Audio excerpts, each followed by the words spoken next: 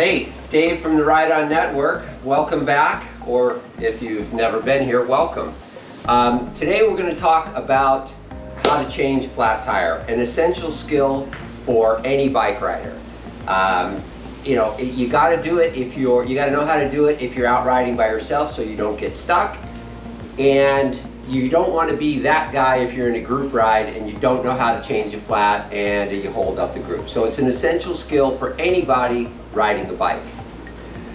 But before we get to that, I do get asked the question a lot, how do I prevent flats?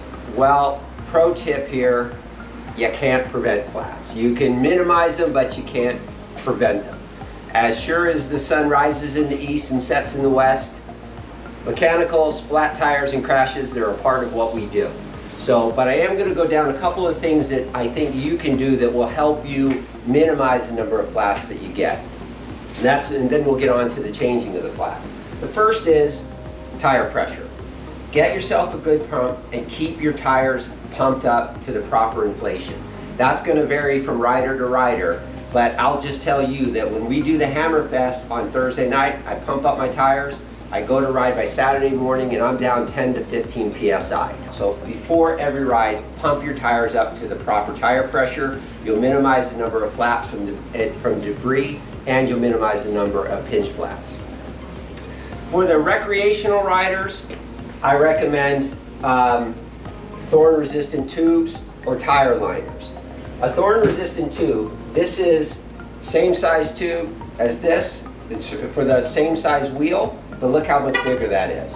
All right, so that is fairly, nothing is flat proof, but that's fairly puncture proof. So if you've got kids, or if you're riding on the Iron Horse Trail a lot, get yourself some thorn resistant tubes. Another alternative for that are tire liners, and these are Kevlar liners that go between the tube and the tire itself.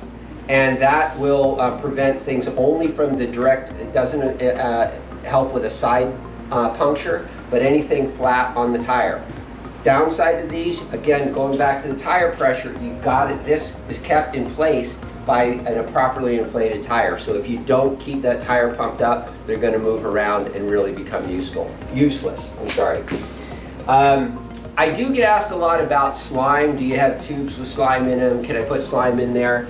I'm not necessarily opposed to the slime, but the thing is, it's not a set it and forget it. It does take, you have to constantly top that stuff off, and it hardens and it gets heavy and all that. So I didn't bring slime here just because I'm not a big fan of it, but it is a solution. Okay, the next thing you do is, I think one way to do it is proper tire selection. So pick the tire that's right for you. And I'm not necessarily advocating Continentals, but any brand of tire is going to have different levels of tire. In the case of Continental, they've got the Continental 5000, which is their race tire. It's really lightweight, great rolling resistance, but it's not very puncture resistant, right? The Continental Four Seasons, somewhere in the middle, and then there's the Gator Skin. Almost bomb-proof. Very hard to get flats in there because it's a thick rubber. It's a really thick rubber, hard for stuff to thorns and pieces of glass to get through.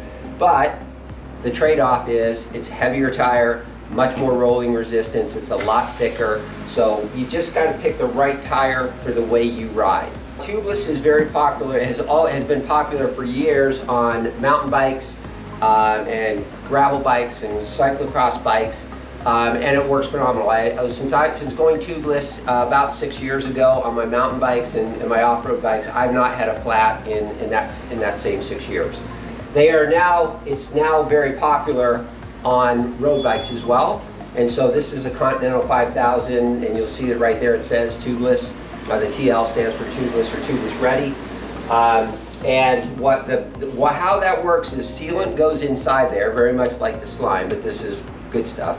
The sealant goes inside, and not only does it help the tire seat onto the rim, there is no tube inside, thus tubeless, but this also acts as a sealant, so if you do get a puncture from a thorn or a piece of glass, the sealant goes out and goes to that hole, and it plugs up that hole.